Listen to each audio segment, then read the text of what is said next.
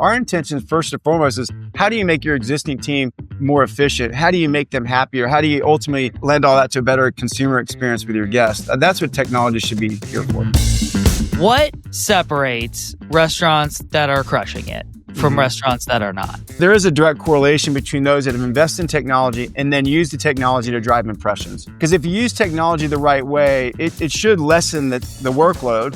It should create margin. You intentionally went after the independent operator. Tell me more why. Fortune favors the bold. I think you go where others don't. If you're chasing like large enterprise, McDonald's, Subway, they're going to want way too much customization for the type of menu that we were thinking about in terms of performance and layout and all that stuff. How do you build a scalable platform for a customer base that's intentionally not standard? I think building a scalable platform, we said, hey, what are the fundamental things that virtually every restaurant wants to do? I want to grow my business. I want to spend less time and less money on it. How do I do that? Well, we think there's three sort of primary ways to do that. One, what's the most common mistake people make in your industry that you wish you could fix overnight? They overspend and spend too much time thinking about the design of the website itself or writing the perfect message. A pretty website's better than an ugly website, and a website's better than no website. But man, if 96% of your people go to the menu page, don't you think you should focus there first? What in your experience has been the most overlooked challenge that people kind of miss that you found? I think the biggest challenge when you're building things for smaller hospitality teams is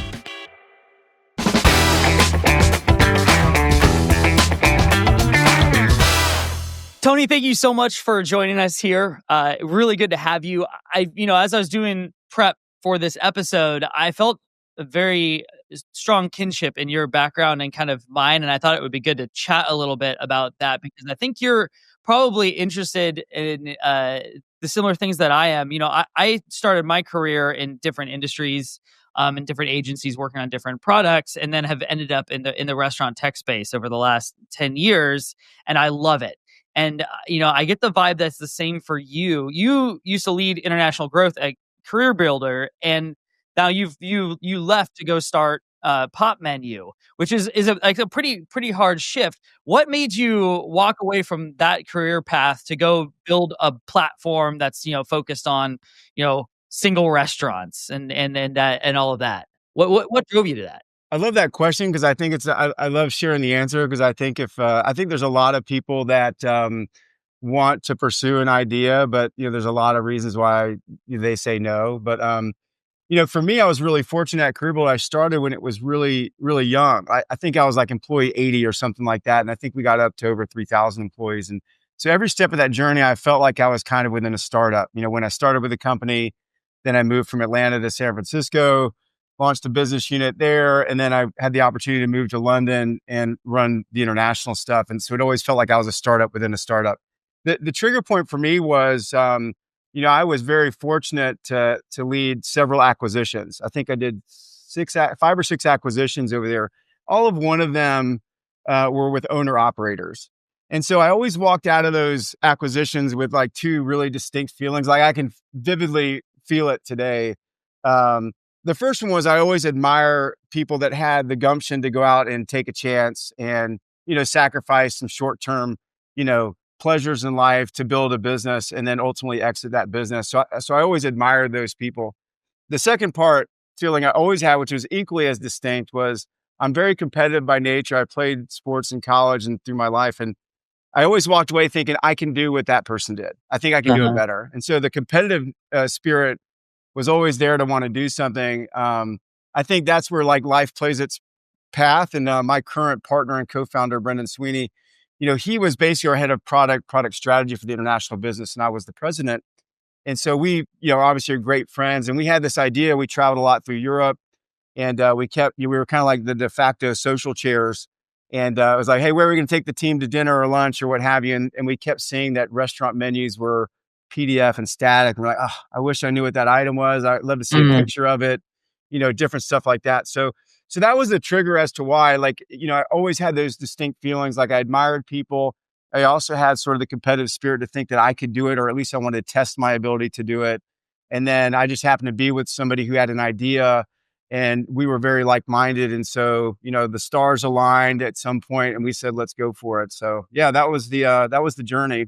That's awesome. Yeah. I think I know for me, I was interested in technology, and I saw how it was starting to affect more consumer experience. And then the other thing is, like, everyone loves food and drink, and it just became something that is so relatable for people to chat about, to talk about.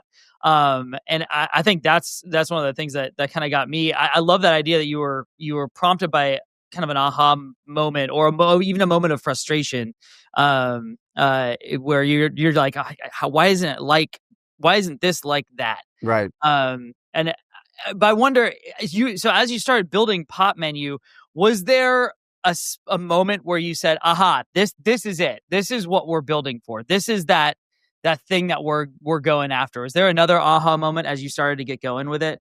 Oh man, there's aha moments like every other day. It feels like, like it's never a straight line. We've been very fortunate to be very successful. We're finishing our 8th year, and every step, it's like this, right? It's like this up and down roller coaster. But generally, things have moved up and to the right, which is great for us. I mean, there's a couple that stand out for me. I remember early on one of our very first clients, like one of our first probably 20 clients. Um, we just basically had like a prototype, and I literally had like a word document that I printed out and did shift underscore so that they could sign like this makeshift agreement that I had.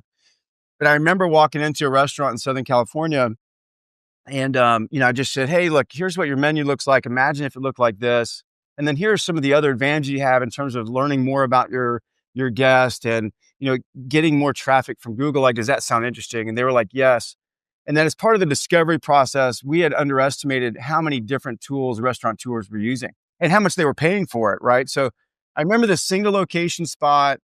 It was in Laguna Beach. And I remember they were paying like, I think it was like $3,500 on all these tools. They hadn't used like half of them in months, but they were just used to doing it that way. And I was like, oh my God, this is a massive opportunity for us to actually consolidate so many things for them and do it better. So if you can consolidate so many things in one spot, now all of a sudden the restaurant will be able to leverage economies of scale. They'll have more capital, right, margin back to them, so I can drive top line and I can affect their bottom line. Like, I think that was sort of the first moment to say, wow, this is actually a much bigger opportunity than we thought. At first, we were like, let's change the menu experience, and that'll lead to all this stuff. But then that experience led us to say, well, we should have automation in our email tool. We should build a social tool. We should do all these other things. And so that's what we did. The second one was COVID. Yeah, I remember when COVID hit, I was actually doing a blitz with a partner in Austin, Texas. And I think it was like through the first 8 or 10 days in March, we were on pace to have like a ridiculous month, like our best month by crazy, like multiple $1 million in sales, which for a business of our size it was just bonkers. yeah, And I remember COVID hit. I was in a bar meeting with a restaurant owner, and they came in and shut the bar out. They made you move out. But so we didn't know. We went back and we were running models to say, well, if none of our customers pay us, for how long could we go without having to affect staff and all that stuff?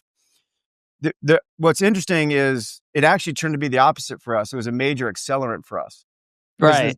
the thing that slowed us at that point or kept us from accelerating even faster was restaurants were like, well, Andy's my marketing guy. I've known him for 10 years since college, and I'm paying him $2,000 to post on Facebook.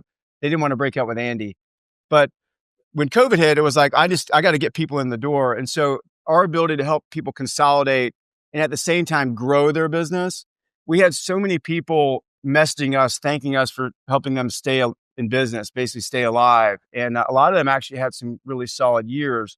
And I think that's when we realized, like, okay, this is a reminder of who we're building this for. Like, smaller restaurants, we think historically have been overcharged to use a series of tools that we know aren't going to optimize results. I would use the term abused, but that would be labeling everybody. I don't want to do that, but I do think smaller operators are historically a little bit less tech savvy than the larger groups because they're too busy and they don't Right. have the That's massive not their teams. job. Right. They didn't get into that business to write code. Right. And so you're busy and someone comes and sells you the dream, and it ends up not working. And then that happens over and over.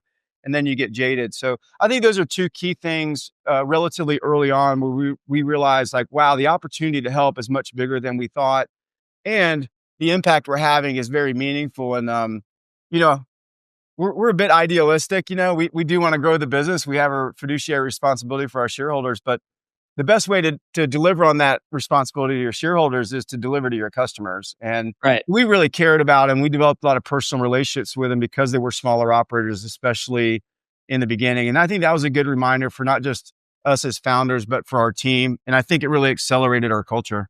You mentioned something around scale, but your customer base, I mean, is almost intentionally not standardized, right? I mean, outside of they're all, restaurants, and restaurants have some similar challenges, but they're also very unique on purpose.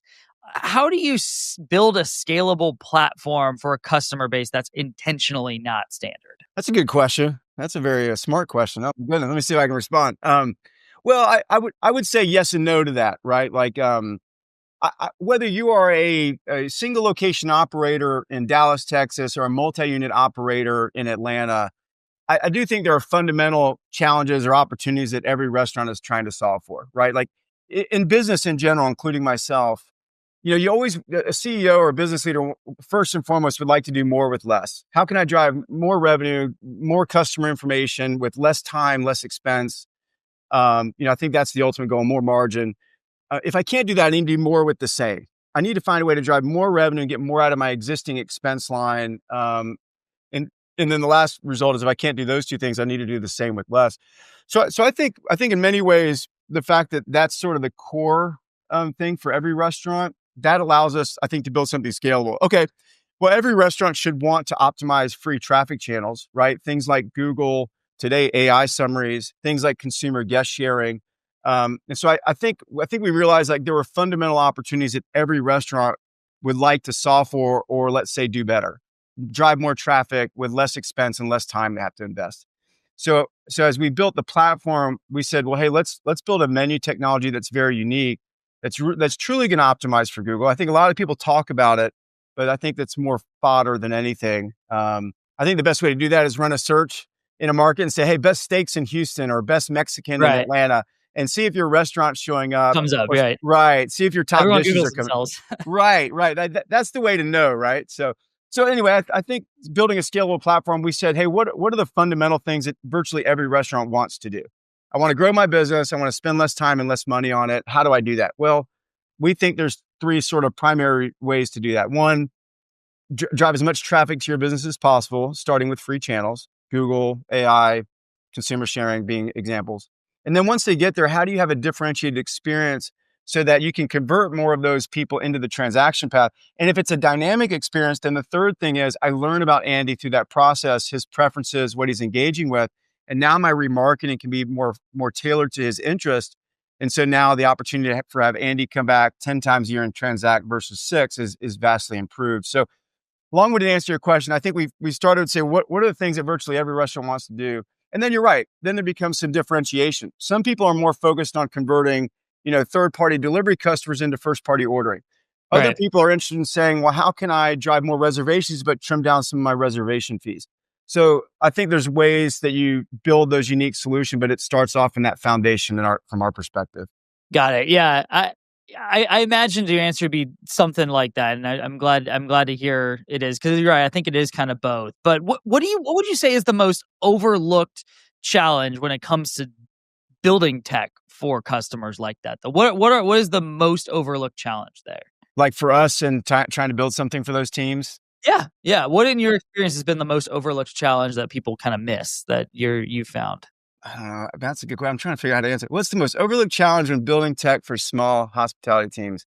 From our perspective, I think it's, I don't know if this answers the question directly, but this makes me think of the topic, which is, you know, smaller operators who don't have as much time, even mid-size operators who don't have as much time to research the abundance of technology options out there. Mhm. I think sometimes, and because it's not always their initial area of interest or expertise, I think they can see something or see one snippet somewhere and say, "Oh, I need to have this spinning wheel on my mobile experience."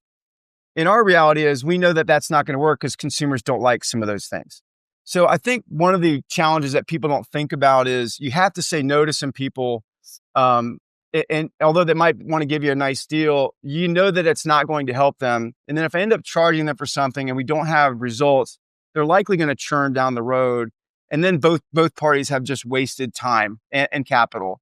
So I'm not sure if that's the direct answer to your question, but I think the biggest challenge when you're building things for smaller hospitality teams is one, staying true to the things you know are going to deliver the best results. Do your best to educate them.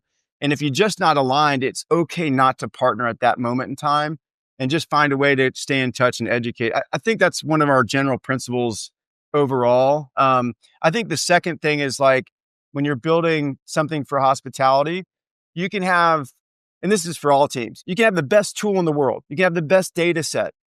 If it's too time consuming to use, or if they're just too busy to use it, you're always going to be limited on the impact you can make for them. So Right. we invested very early on in automation. So our thought is we need to do it for you or make it so easy that you literally just review something and hit a button. And you can do that through things like automation and more recently the introduction of AI. I think those are two things that come to mind for that. Yeah, it's interesting you mentioned automation because, the restaurant industry, especially, independent operator restaurants, there's such a warm human touch focus on that. And that's something that a lot of operators will pride themselves on, make a big deal about. It's part of the drive to get people to come into their stores. And now you're talking about, oh, I'm going to bring AI in. I'm going to bring automation into this. And how do you balance that without losing the human touch? Have you met resistance from operators on some of those things? Have you seen perceptions change around that? Talk a little bit about that. Yeah. A great question. I think I'll go automation and then AI because I think that's Yeah, kind of the sure. how the lifeline. I think automation. I think as long as people feel like they can make sure that whatever's automated, whether that's an email that's generated for them or social post or something, as long as it's carrying their voice and they have an opportunity to provide inputs on what that should sound like to represent their brand, um, I think then the resistance is less. Right. I think every restaurant realizes they know that their menu is the primary decision point.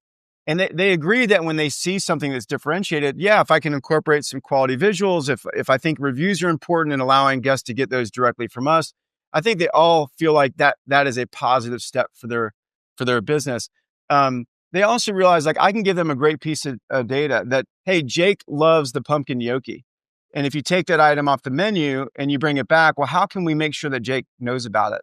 Because today restaurants aren't very good at alerting Jake when it's back, and that's a missed opportunity. Automation, at least on our platform, one example is because it's interactive. We know that 104 people loved it, including Jake. And so as soon as the restaurant brings that item back on the menu, we automatically message those 104 people. So I think restaurants love that idea of knowing like that's a valuable touch point. And if we can exercise that for them, they know that's a net positive.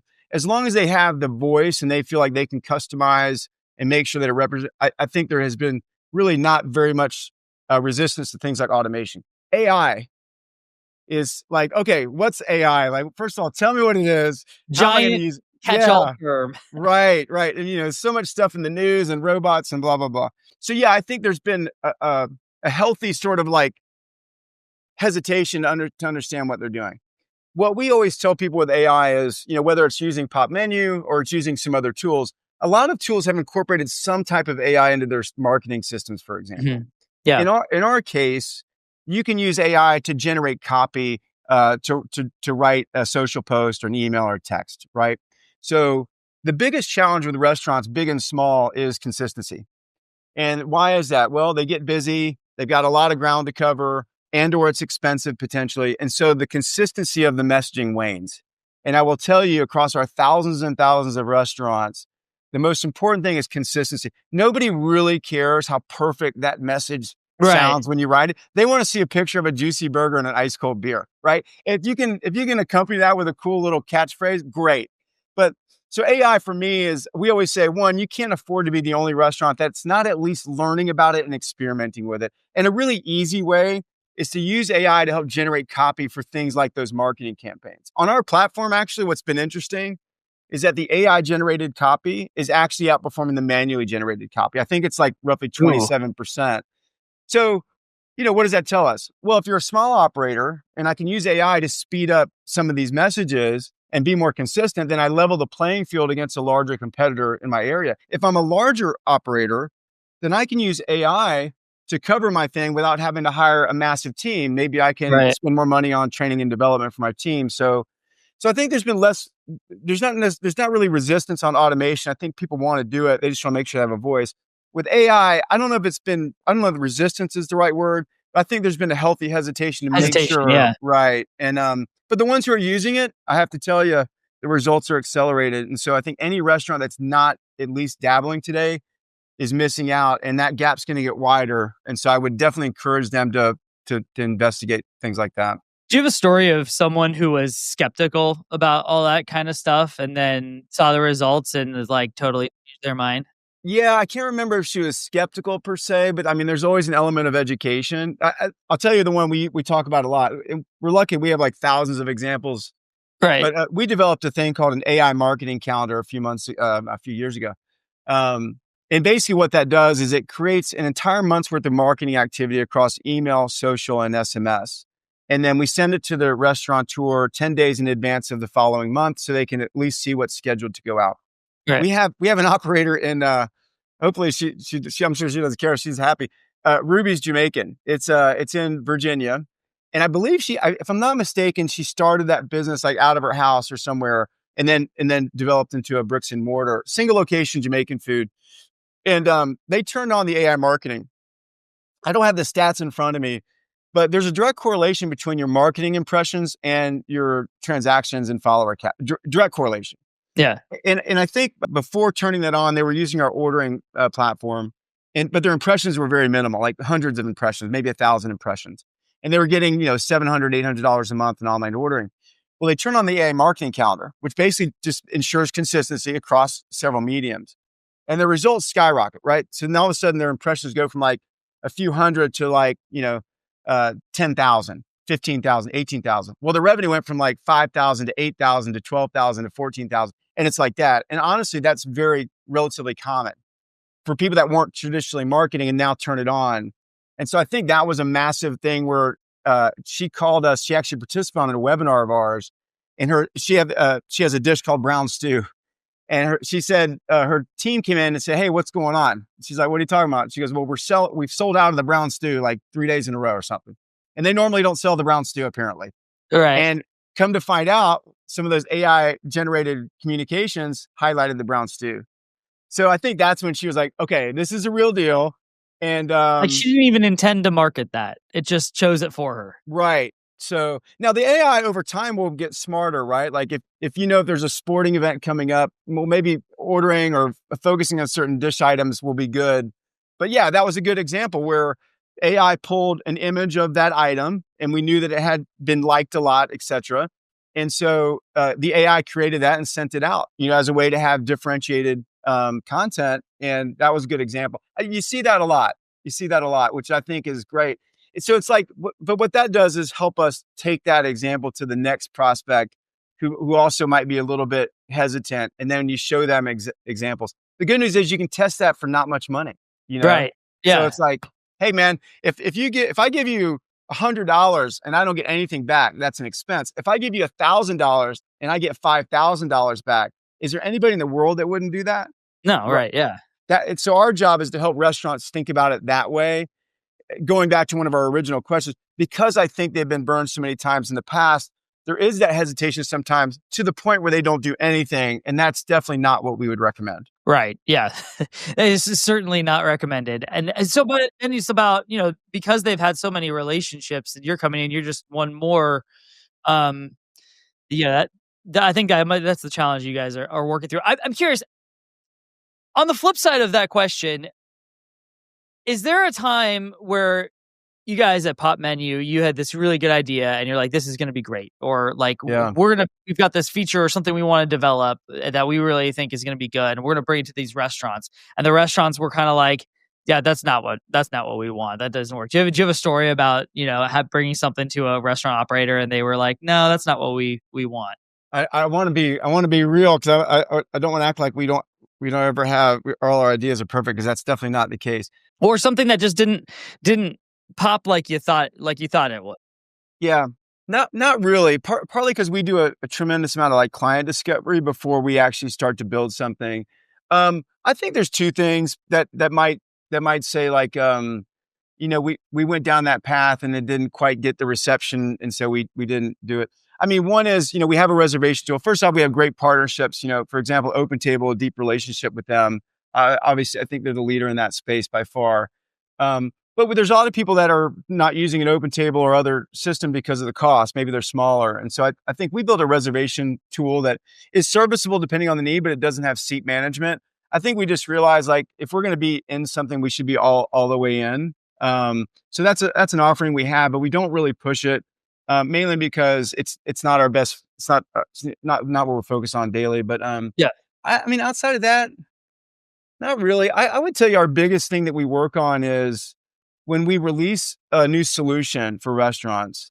I think we work incredibly hard to help them understand what that solution is doing, because you have to make sure that you can communicate that in a way that the restaurants can digest. It's like SEO, right? Like I Mhm. mentioned it before.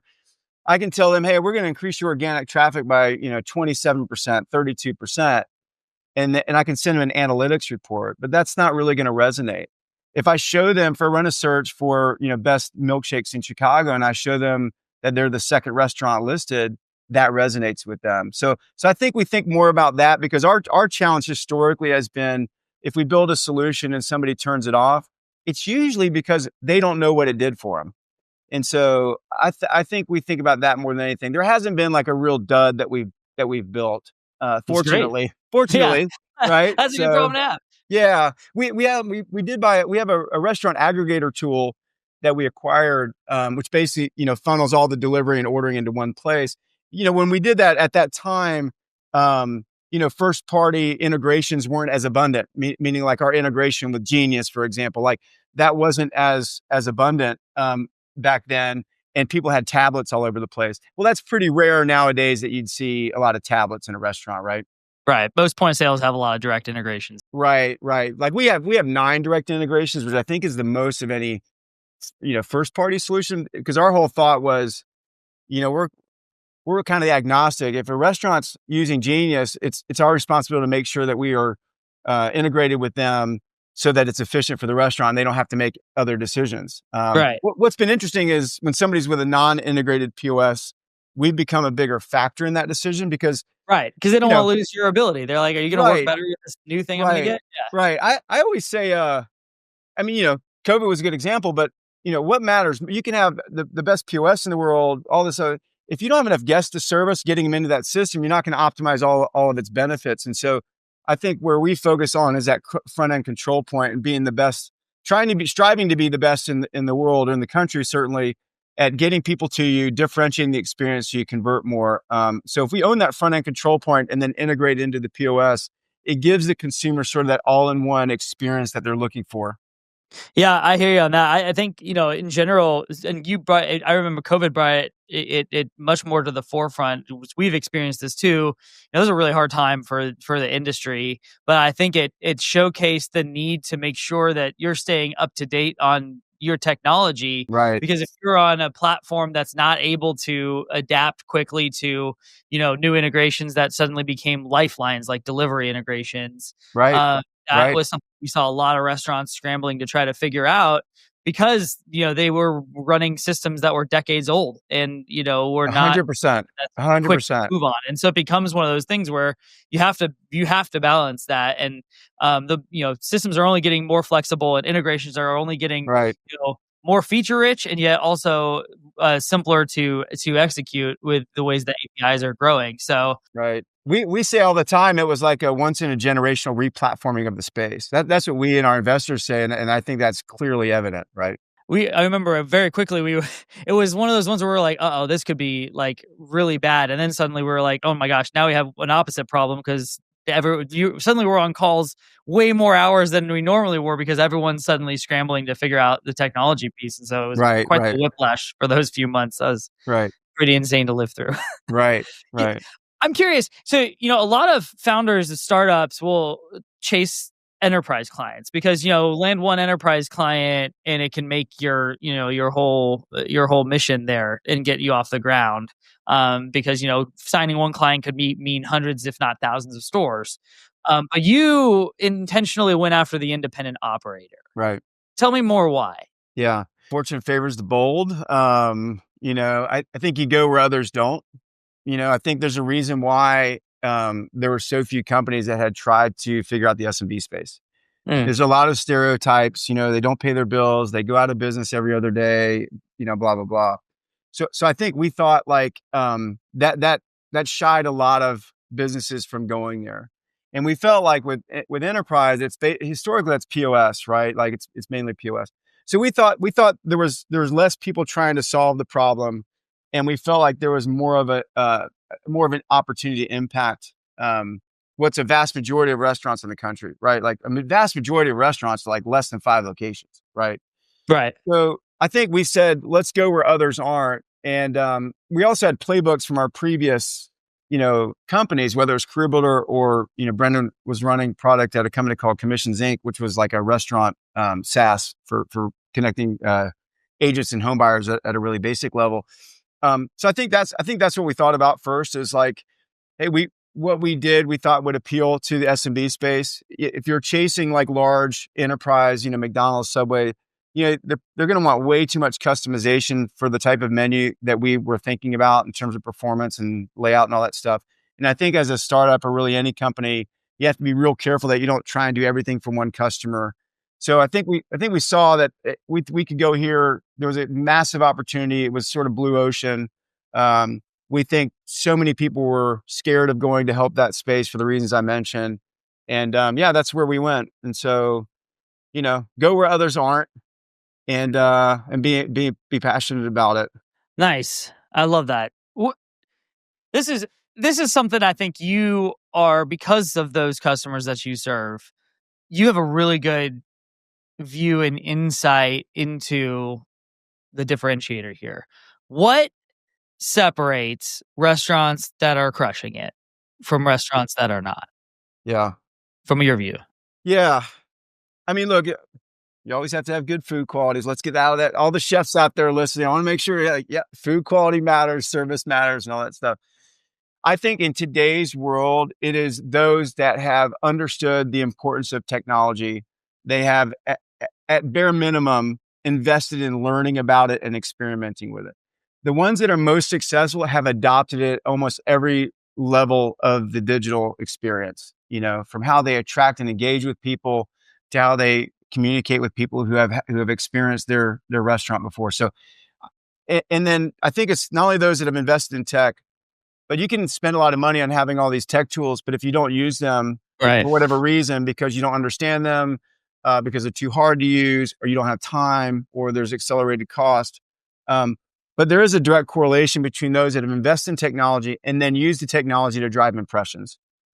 That is the most common theme you see for any restaurant. The more impressions that they have, the more brand exposure that they have, which ultimately drives more people. And then if they have a differentiated experience, they're converting at a higher rate. Because if you use technology the right way, it should lessen the workload. It Right. should create margin, right? Now, not, every tool isn't perfect.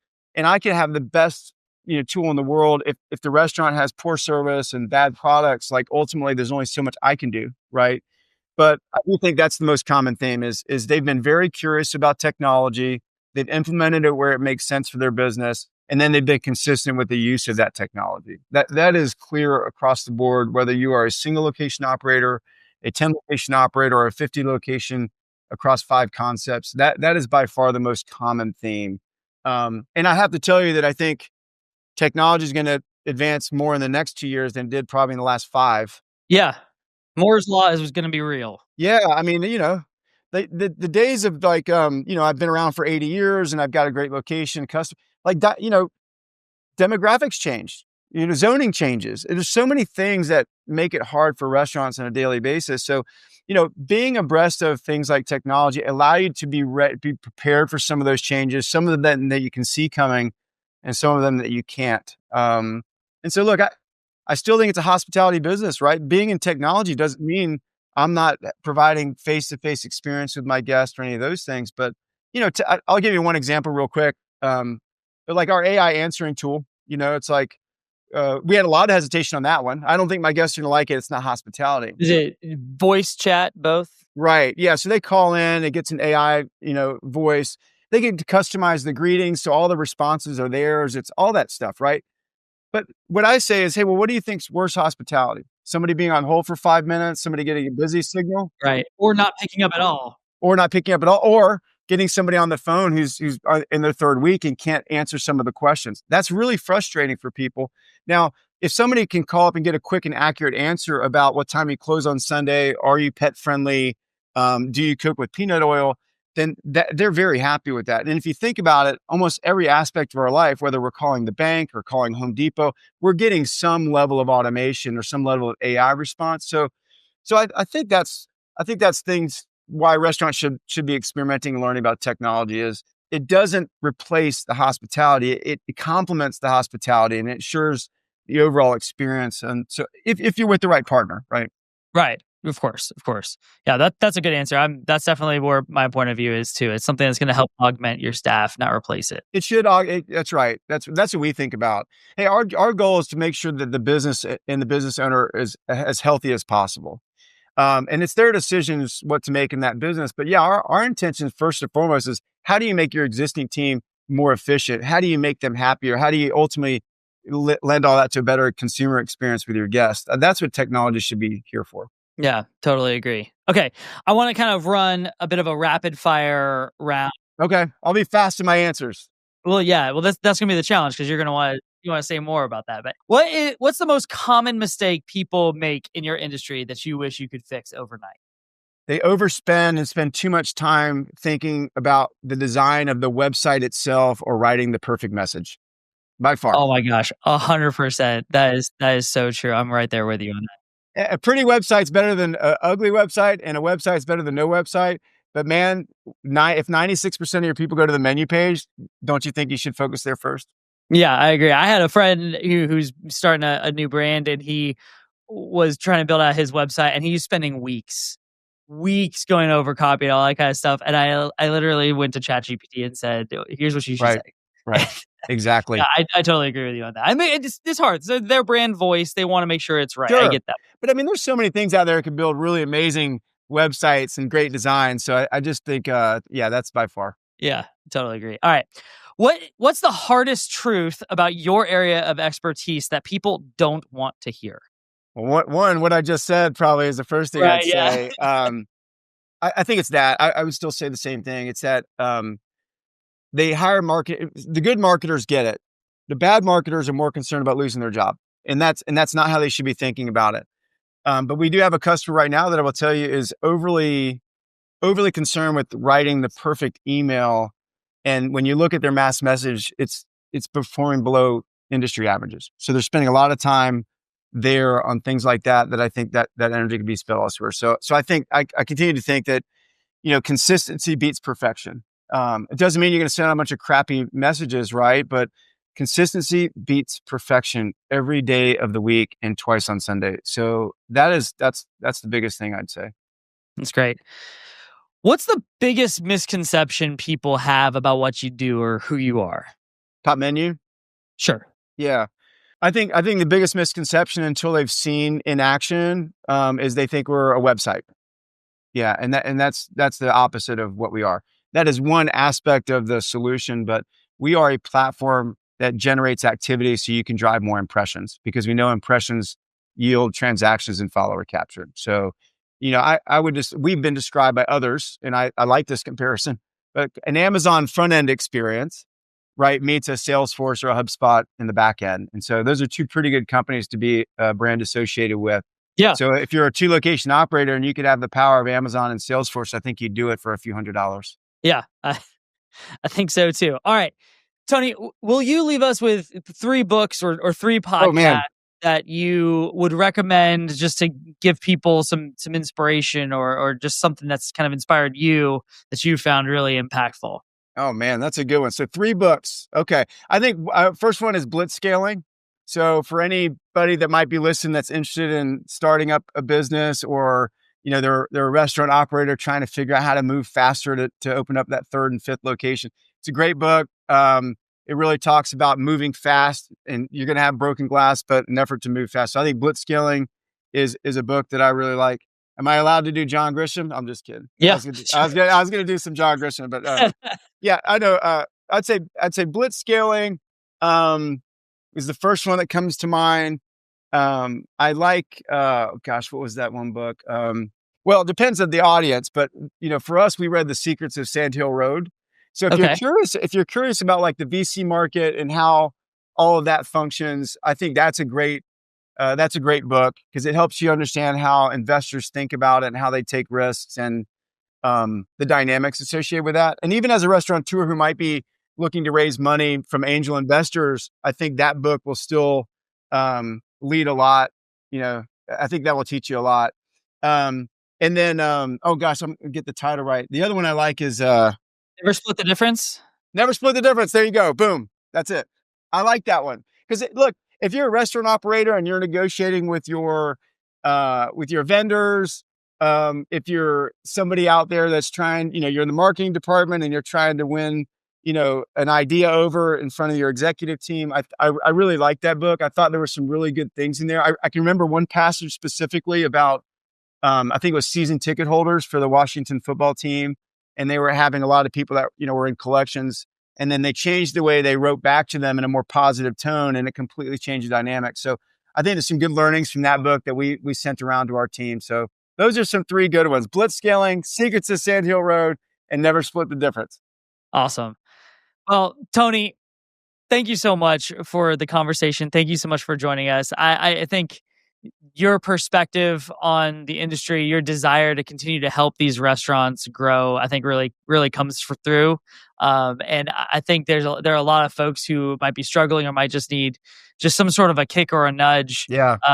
to do something different for their business, because we care about restaurants. We want those restaurants to succeed. That is a win for the world in all aspects. And so I really appreciate your perspective, and I think a lot of folks will too. Thank you. Awesome. Well, we appreciate you having us, and thanks for the exposure. And tell everyone it's going to be okay. Just go out there and make some decisions, and you'll be better tomorrow. That's right. Just do something. Just go, man. Just go. Restaurant Reset is sponsored by Genius for Restaurants, the modern point-of-sale system from Global Payments. Genius helps you reach your most important goals, whether that's simplifying your operations, speeding up your checkouts and table turns, easily expanding into new locations, or building loyalty with guests. To find out more, visit globalpayments.com/genius.